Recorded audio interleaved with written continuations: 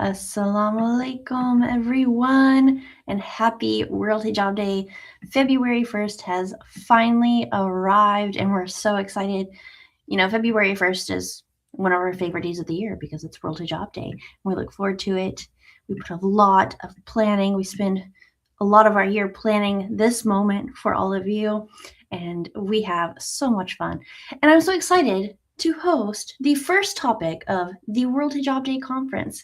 So, welcome. We always love to know where everyone is watching from, so please comment and tell us. Make sure you're following us on all social medias.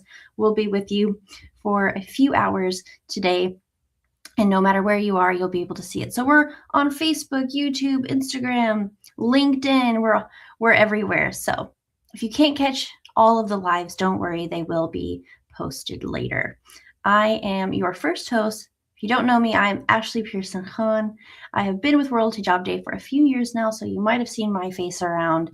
I love hosting this virtual conference so that we can reach you in all corners of the world. And I was going to say this morning because it's morning for me, but today our first topic is One Fabric, Many Voices, Hijab Across Cultures and Continents. And I am joined by two lovely ladies that I know. Miss Nahala Morales is the first one, co-founder of Embrace. She's a passionate public speaker and dedicated activist. She's currently pursuing her Master of Divinity in Islamic Chaplaincy at Bayan. And then my other lovely guest is Mars Albrogi. She is the managing editor at Hyphen. She's an award-winning broadcaster, journalist, and multimedia executive with a proven track record of leading teams at BBC, BBC Worldwide, Evening Standard, and The Independent.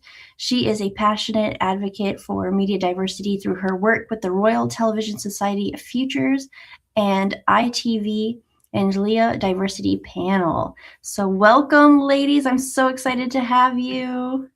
Assalamu alaikum. Thank you so much. Again, it's an honor to be here. Happy World Hijab Day. Feliz Día Mundial del Hijab. I have to throw in the Spanish in there Yes. because this is a day for every single woman around the world. Absolutely. And to any sisters that are watching in the Philippines as well, maligayang Hijab Day sa inyong lahat, mga kapatid. Yes. Thank you so much for joining me. We're so excited. This year's theme is hashtag unity because we all want to be united. That's always been our goal, right? At World Hijab Day. I actually wanted to talk just for a moment about that because our vision has always to be creating a world where we're united through our diversity, right? And I think that's the great thing about having, like I've mentioned earlier in the intro, a virtual conference where you can reach people all across our globe. So this year's theme is unity in hijab because our faith is something that unites us, and as women, our hijab often unites us as well because we have experiences that we share with one another. And I also want to say thank you to our sponsor, Behind the Veil, for sponsoring our conference this year. All right, ladies, are you ready to talk about your hijabs and your voices? Absolutely. I've got a couple of questions, two questions that for both of you to answer. And then I've got some questions for you individually. So let's kick it off. I'm so excited. So the first question is, the hijab is the same piece of fabric worldwide. No matter what it's made of, people are putting on their hijabs, ladies are putting on their hijabs every day, right? Yet its meaning and expression differ across cultures. So how has your own cultural or professional background shape the way you understand and experience your hijab? I might start. Yeah, I'll start. I had quite a positive experience of hijab in the sense that when I was younger, growing up in the Philippines, I went to an Italian run school, and it was full of Italian nuns, and they obviously have the veil. So I've always aspired. I was like, wow, gosh, look at them, and they just all look so immaculate, and it's just so pure. And all of the intentions of the veil, it was there, like in me, or ingrained in me at such a young age. And then when I ended up going to university, I was surrounded by lots of lovely Muslim sisters, and that was kind of like what made me think, like, actually, it gave me this impression of confidence, of being really comfortable in your own skin, and having that as a form of identity, to say that I have certain practices and all of that kind of thing. So for me, it was very positive. Obviously, when I wore the hijab, I did have a bit of pushback from certain people that I have known, not so very well, because I've had it in a very supportive way. Everybody that knew me or know me were really supportive, but those who were kind of on the periphery were saying that I was putting a target on my back. Mm. And so actually it made me think even more, like, actually, I will prove you wrong, that this isn't a target on my back. And actually, by showing that you can achieve, and you can still be doing whatever you are doing and integrating in society, that's what it is. And as long as you're a good person and your intentions are good, this is like a positive thing. Amazing, amazing. Nahela. Yes, no, mashallah, very similarly. But for me, my understanding of hijab has been shaped by both my cultural background and also my professional journey. As someone that embraced Islam later in life, it wasn't a simple inheritance, right? It was a choice. It has been a choice every single day. And it's a choice that reminds me of not only my commitment as a Muslimah, but also as someone that represents this beautiful way of life, Islam. So it goes hand in hand, alhamdulillah. And now with chaplaincy, being able to sit with people that are grieving, have lost, it's a whole different way of appreciating and loving my hijab even more. Because automatically they see me as a woman of faith, regardless of their faith. I'm not a Muslim chaplain only. I'm a chaplain for absolutely everyone.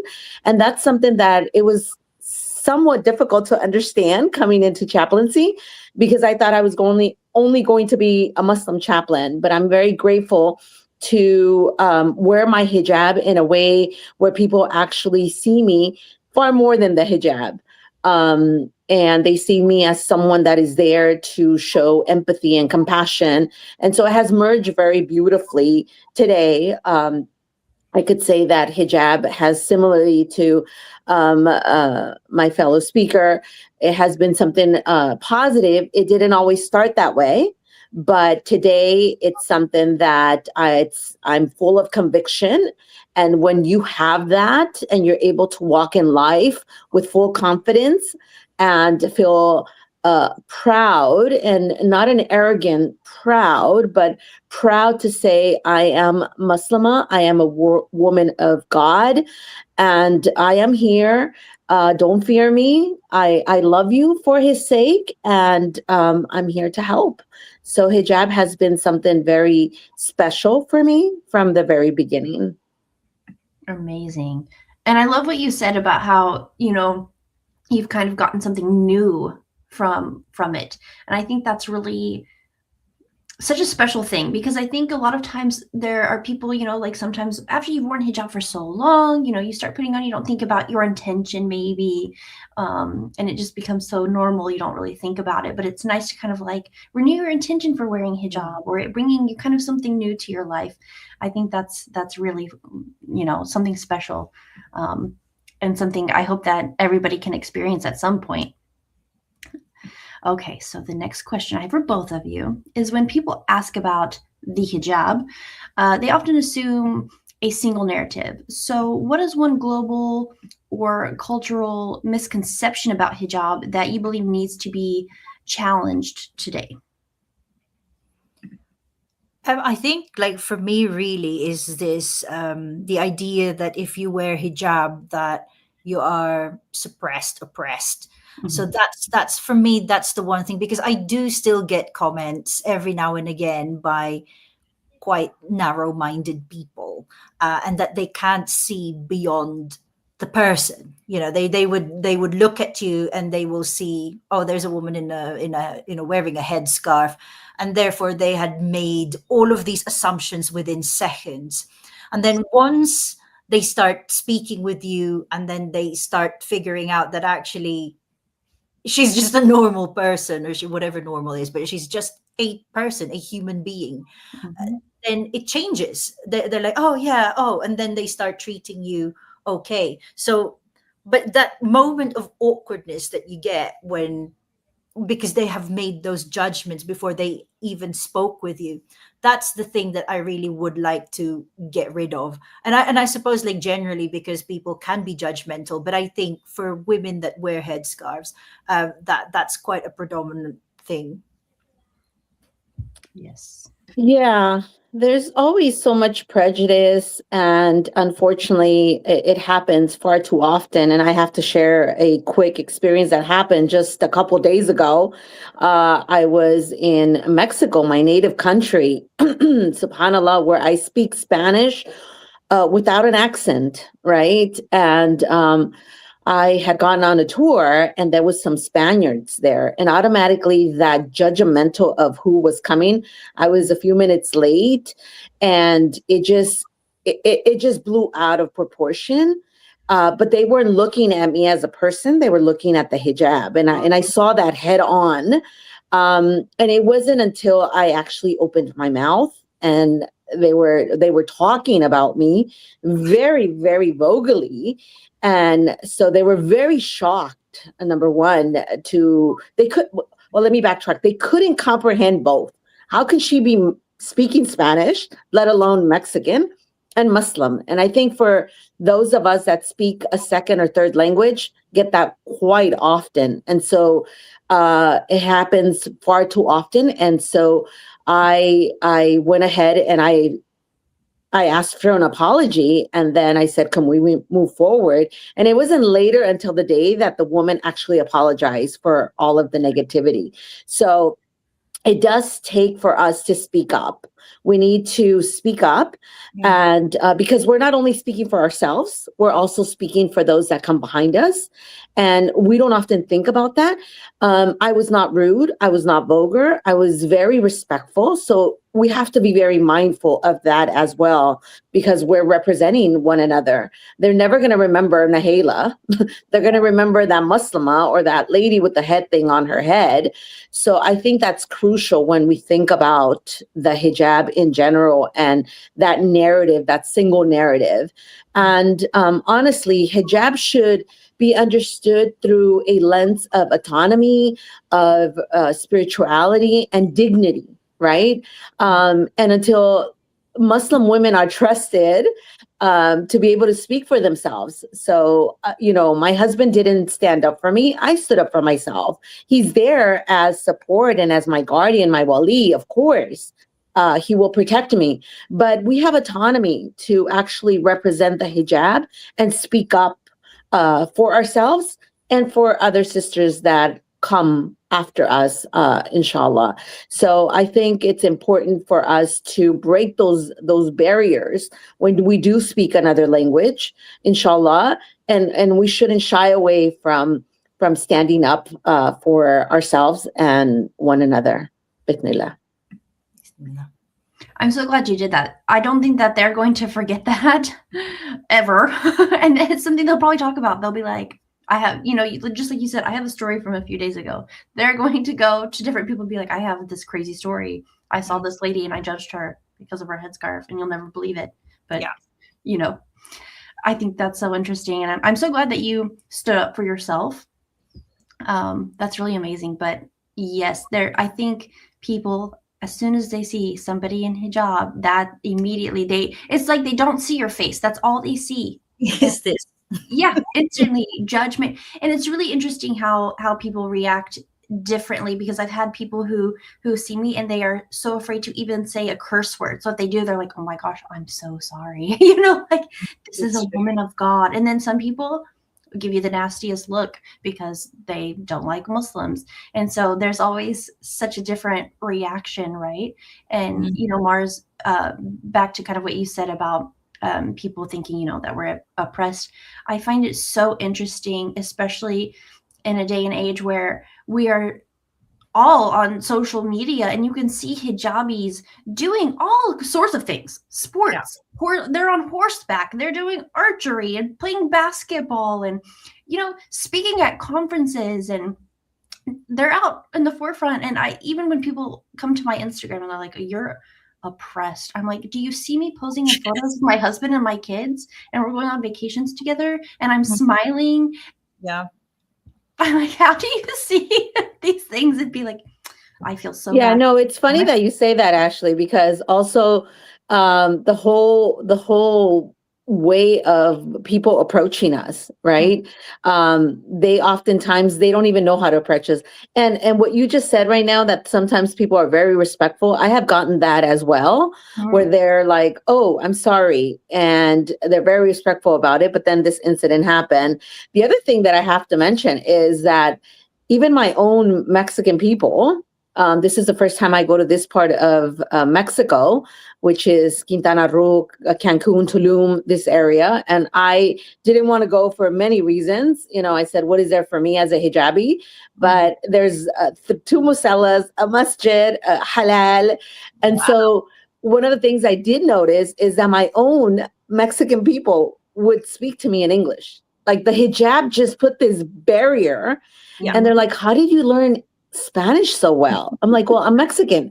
And that didn't sink in. It was like, yeah, but I said, no, no, no, I'm really like Mexican. I'm not Mexican enough for you here, and I'm not American enough back home. So let's let's talk Uh, about this. And I had so many fruitful conversations on this trip, mashallah.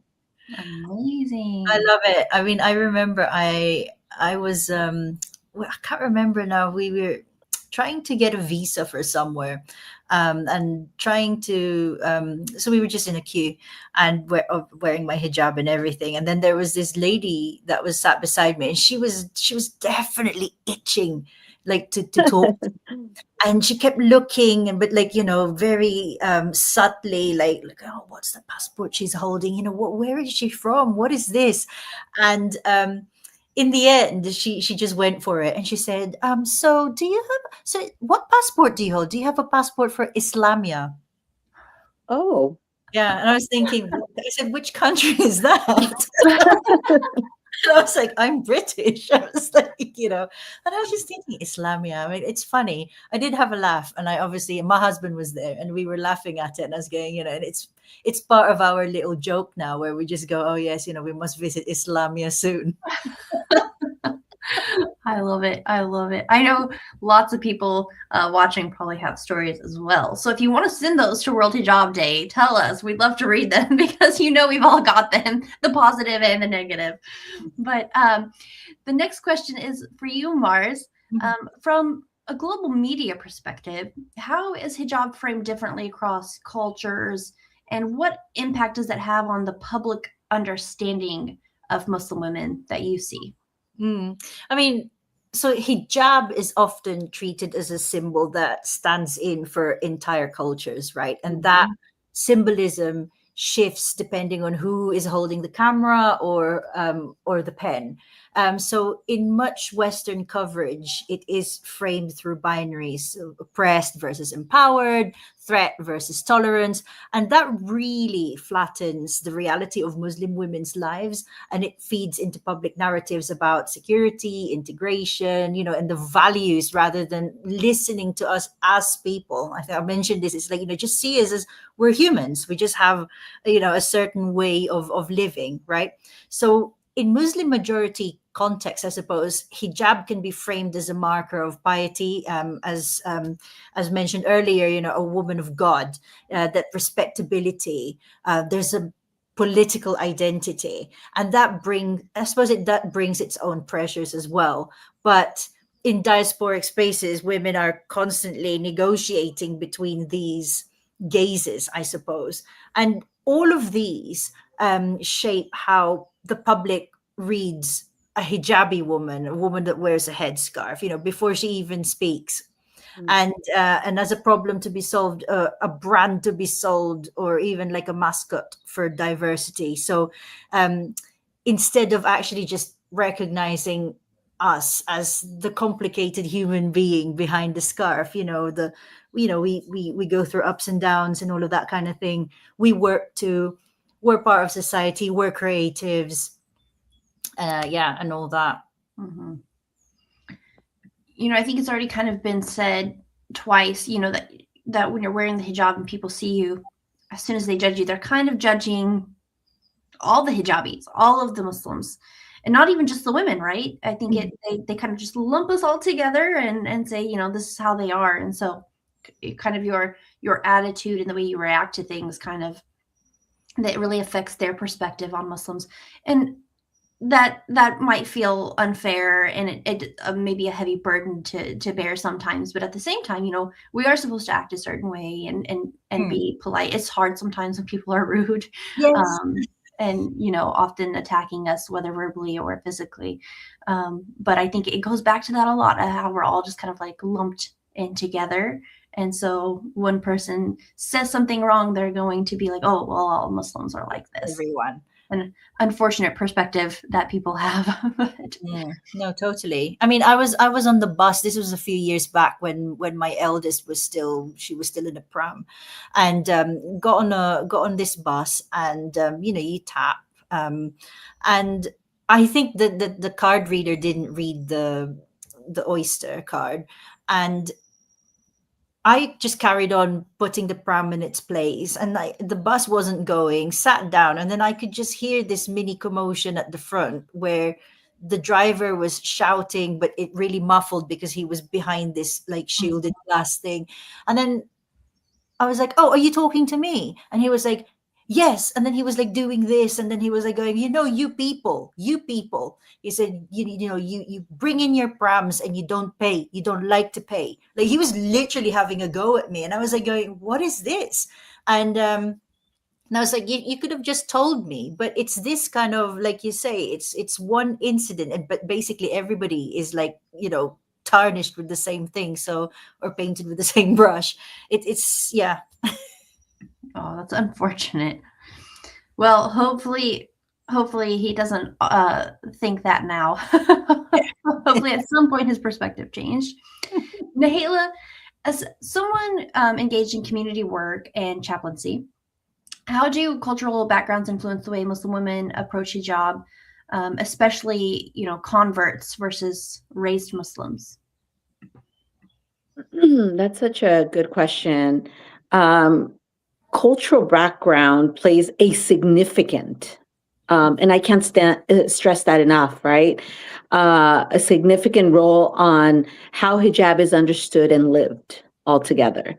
For many women raised as Muslim, obviously they may have a deeply intertwined understanding with family expectations, cultural norms, and community visibility. And so sometimes the hijab is embraced, with love and pride, and sometimes it's not because of the lack of understanding. And so that's one of the things that a lot of times it's not understood, that there is cultural versus Islam, right? And so Islam is perfect. Muslims are not. And we've heard that phrase so many times.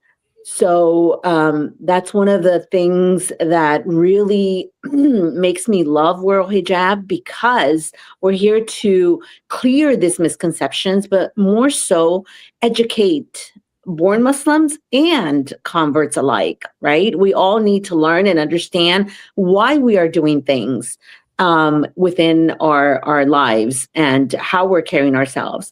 So for converts, hijab often carries a different weight. And what do I mean by that?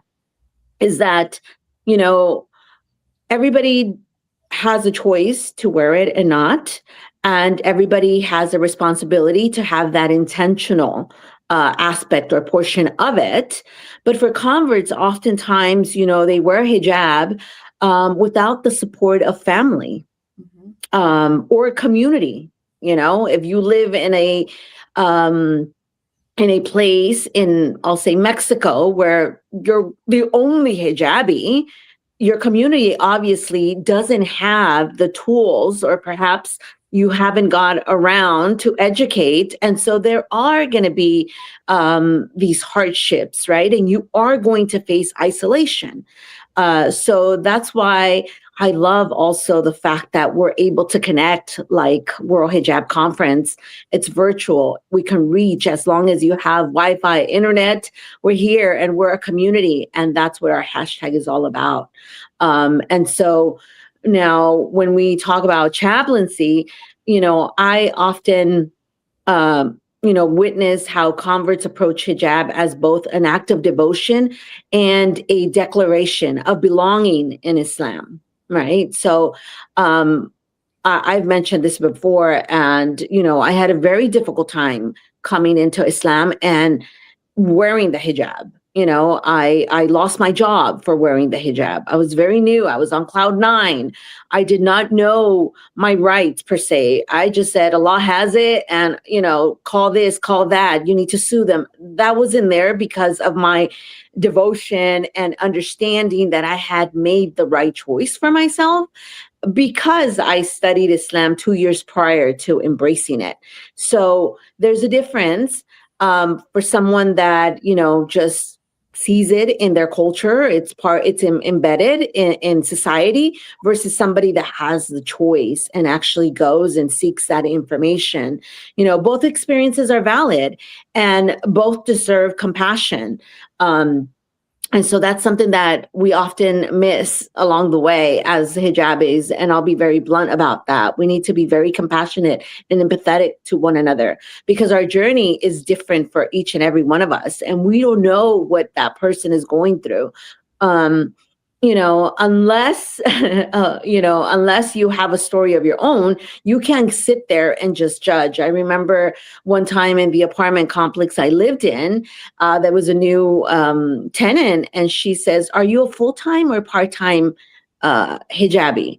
And I didn't quite understand that. And I was like, full-time, part-time? I guess full-time? I don't know. And then she went on to tell me her story, that where she lived, there was a sister, a woman, that would wear it on Fridays to go to the masjid. She was on her journey.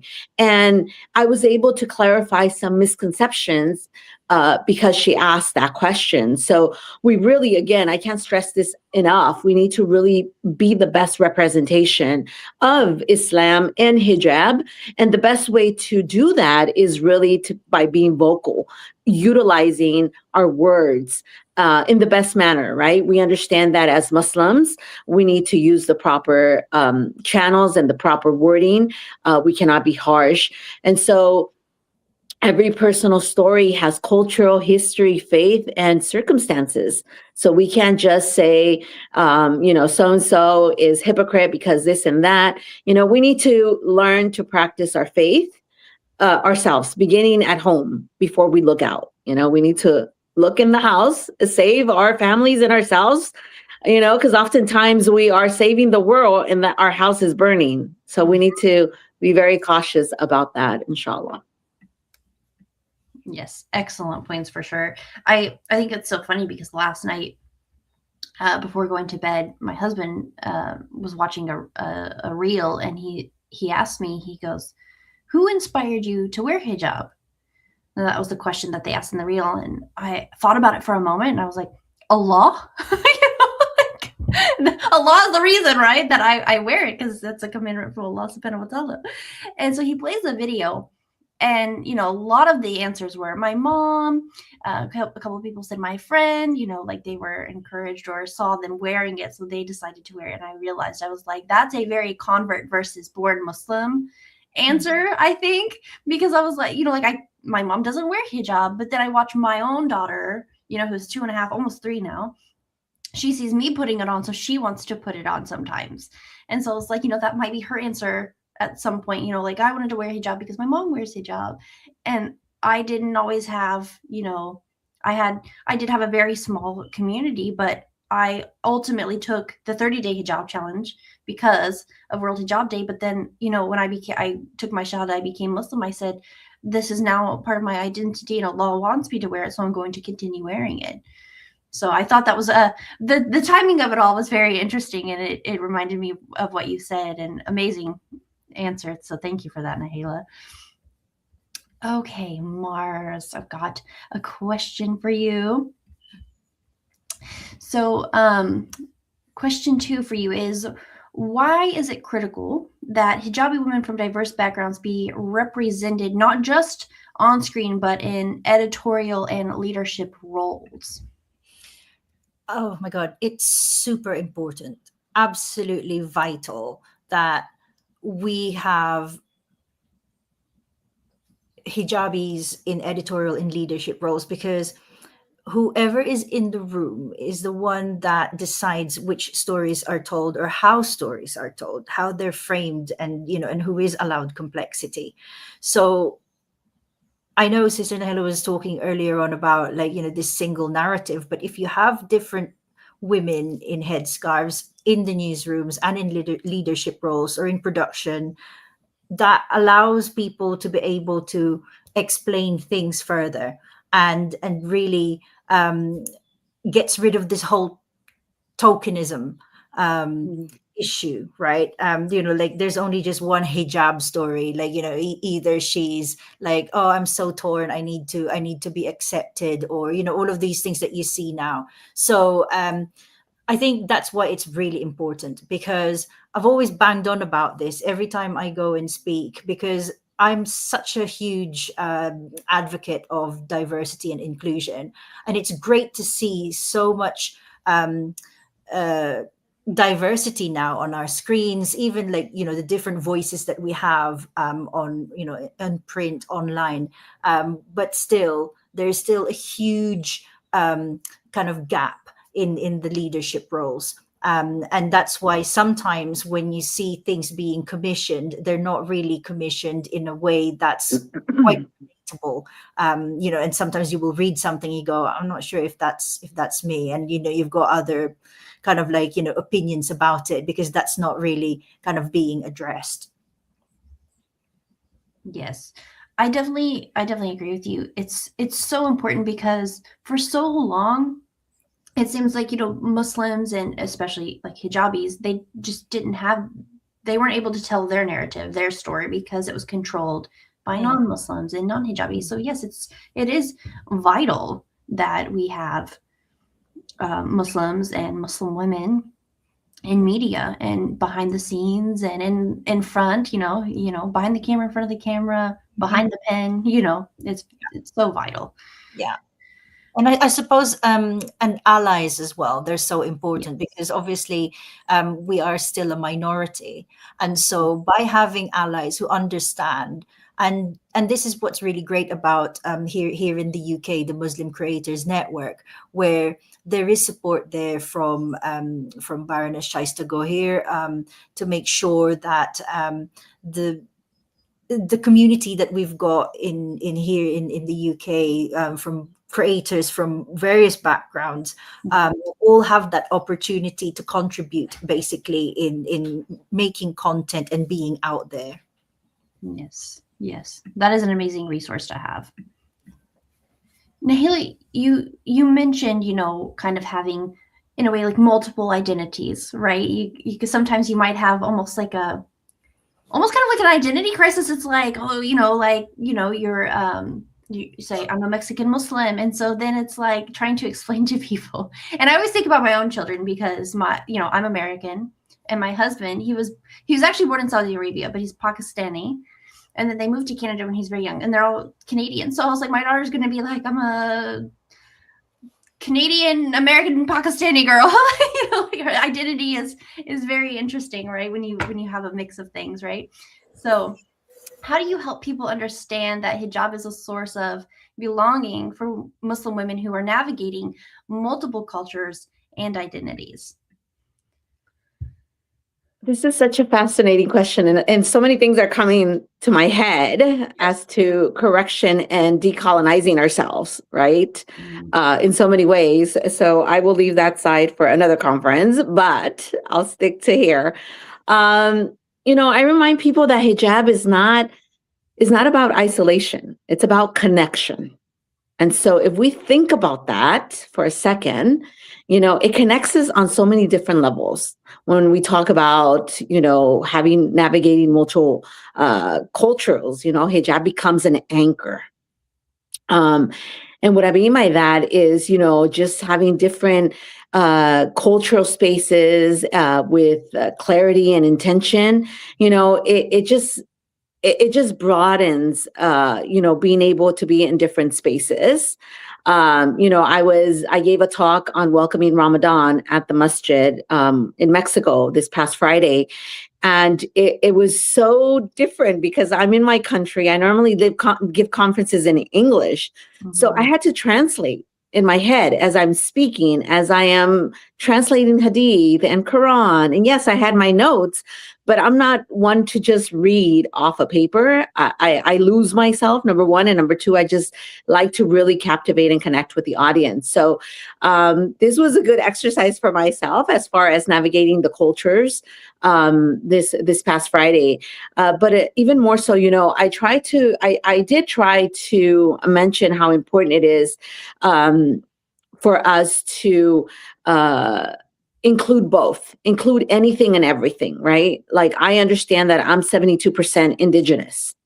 Mhm. 72% indigenous. I am 2% Mali, 2% Senegalese, 15%, I believe, Spanish. And in there, I have Filipino as well, Oh, and to be able to have something like this. So I highly encourage everyone to go get their DNA test. And so I know for many years, I was so scared, well, they're going to have all this information and this and this and that. They already do. they have everything about us. So it was wonderful after I took one class about identity, that our professor actually encouraged us to find who we are through our DNA. And it really is empowering. So, people need to understand that we come from all walks of life. We speak many languages, like sister said, we have all kinds of professions. We have intellect, and we are creative, and we are skillful, and Allah has blessed us with all of this. And so to be able to navigate both is really to hone in on Allah's blessings, like the barakah that there is in Islam altogether. Islam is not for one person or for one group, as so many people think. You're from over there. Well, where's over there? Can you explain to me? Because I'm from here. But even on this trip, my husband's also Pakistani, and they can see that he's not Mexican, Mhm. automatically. And they automatically assume that I'm Pakistani until I open my mouth. And then I'm like, no, no, no, no, no, no, no. I love biryani. No Yeah. doubt about that. Tikka masala is great, but I love my tacos, and that's important. And so one of the ways to help people understand is by being authentic you and bringing all that you are to whatever conversations, whatever spaces that you are blessed to be in. Mm. Yes. While you were talking about it and you're talking about being at the masjid, I was just thinking, like the language of Islam is Arabic. And then, like we're converts. And so like we weren't used to that at first. And now you've probably gotten used to it. I feel like you get kind of used to it fast. But then you're talking about how you're in Mexico. So they're speaking Spanish, but then they do stuff in English. You speak both languages. So I'm thinking too, did you have stuff where like maybe you were speaking Arabic for like maybe a dua or something else and then translating that to English and Spanish, or how was So the my talk was only in Spanish, only in and I Spanish? did that very intentional. But I Okay. did have to translate, right? And there are certain words that took me a minute, or Yeah. as I was speaking, I was trying to read the hadith and I was translating it to make sure that I got it on point. Because Google Translate doesn't do justice. Sometimes it just doesn't do it for us. And so it's important, the language to be able to do that. It's a responsibility as well, right? Anything that comes out of our mouth will speak for us on the day of judgment. So we have to be very cautious when it comes to scripture and hadith and how we deliver that. But yes, it was amazing. It was wonderful. I can't tell you. It hasn't been the first time speaking in Mexico, but it has been for a while. And in this region, it was different, and it's a new mosque, so they haven't they were supposed to do the inauguration this weekend, but the carpet didn't arrive from Turkey and what have you. And also, they're inviting political figures like the governor. They really have embraced the Muslim community in Quintana Roo, Cancun, and so it's wonderful to see that we are spreading in a positive light. And one of the things that I saw in this region is that Islam is not seen as something scary or, the terrorist, per se. It's seen as something like, teach me, where are you from? Why are you wearing this? They had a lot of questions. Our tour guide yesterday in Tulum, he was Mayan. Like, I was fascinated because as an indigenous woman, I don't know these languages. I know that my ancestors come from here, and I will never say I am American. Well, I am American because I am part of Mexico in the Americas, and my ancestors are American. But like my husband, I always tell him, yeah, you have an American passport, but you are not American. You are Pakistani, and be very proud of that. Yeah. Because we need to make sure that people understand that, hijrah, migration, keeps happening. It happened in the time of the Prophet sallallahu alaihi wasallam, and it continues to happen.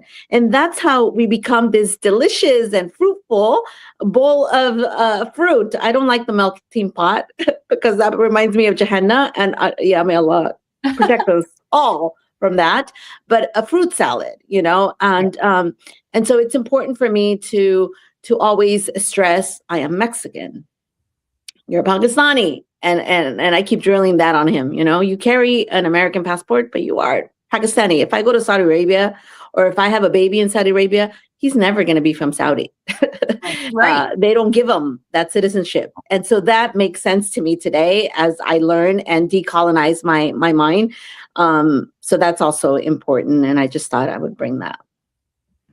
It's funny that you would mention the words melting pot, because whenever I talk about North America, I talk about the US and Canada, I say that America wants it to be a melting pot, that when people come, they want them to just come and blend in. They don't want them to stand out. They don't want them to, they're like, yeah, we welcome diversity, but then they're going to want to change you and make you look like everyone else, sound like everyone else. Control you. And I said, I feel like Canada is a little less like that, where it's more of a mosaic piece, where they're okay with, like they have like a carnival festival, and the mayor of Toronto always goes and they're dancing and having fun. And so then they recognize Ramadan. Everybody wishes you a Ramadan Mubarak. There's a message from the mayor and prime minister and things like that. So they recognize these different religions, cultures. And so I was like, it's more mosaic. So I always like to say that about Canada. I'm going to adopt that mosaic. Yeah. That's lovely. Art is good. Well, we've got just a few minutes. So Mars, I wanted to ask you one last question, because we always want to know what we can do better. How can storytelling and media better reflect the reality that hijab carries many voices, cultures, and meanings, and not just one narrative? I mean, storytelling can better reflect the many voices and cultures and meanings bound up in hijab by starting from the premise that there is no one way to be a Muslim woman. And the commissioning should really better reflect the reality of hijab by treating it as a rich living practice rather than a single fixed symbol. And in a way, the work that I'm doing now, alhamdulillah, over at Hyphen, just going beyond just hijab, is to have all of those different voices of Muslims and people that basically feature or celebrate Muslim life in the UK, in Europe, and by commissioning a variety of stories, we're able to basically smash those harmful tropes that are attached to being a Muslim. Yes, that's so important. So important. That goes kind of back to, we've got to create our own narrative because other people will do it for you, right? Yeah. Nahila, I think we've got time for one more question if we can get it through. Through your advocacy, do you have a story you encountered that shows hijab as a tool of empowerment across different continents and communities? So I have encountered countless stories about hijab, and it's become a source of strength, I would say, today, rather than limitation. And, I've met women who choose hijab as survival mechanisms, as, again, taking their own narrative back. I choose who sees whatever I want them to see. And that's important. I've met students who wear the hijab. They're the only ones. They didn't know they were that brave to wear to be the only ones that wear hijabs.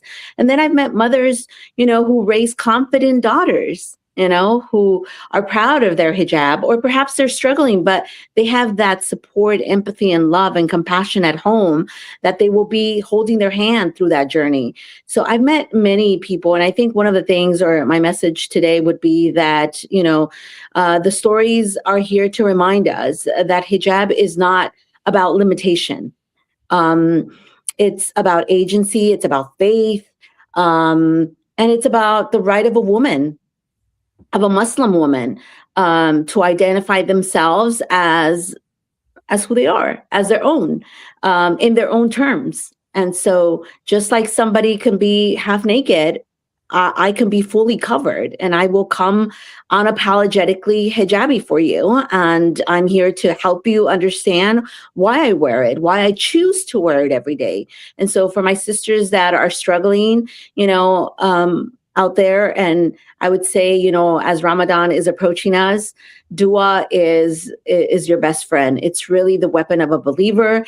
And so having that intention, Allah will facilitate. We are often the mockery of Islam by not practicing it. And so we need to just be very cautious on how we address one another.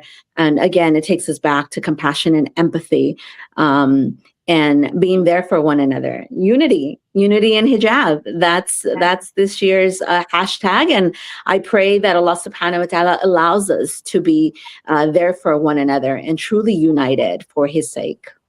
Ameen. Amen. Amen. Amen. Ladies, I cannot thank you enough for joining me. Amazing conversation. Thank you so much. I hope you enjoyed being here, and I'm sure lots of people are out there watching right now across the globe. So make sure you're commenting where you're watching from. But thank you so much, Nahila and Mars. Thank you so much. Jazakallah for inviting us this morning, and happy World Hijab Day. Feliz Dia del Hijab. Yes, happy World Hijab Day. It's been absolute honor for me to be sharing the screen with you, ladies. For me as well. Everybody who's watching, get ready because topic 2 is coming up in about 12 minutes. So topic 2 is United We Rise, Combating Islamophobia Together, hosted by the lovely Shreen Mahmood. She will be on your lovely screen soon. So stay tuned. Make sure you're following World Hijab Day. Post and use the hashtag Unity in Hijab. We'll see you next time. Assalamu alaikum. Walaikum salam.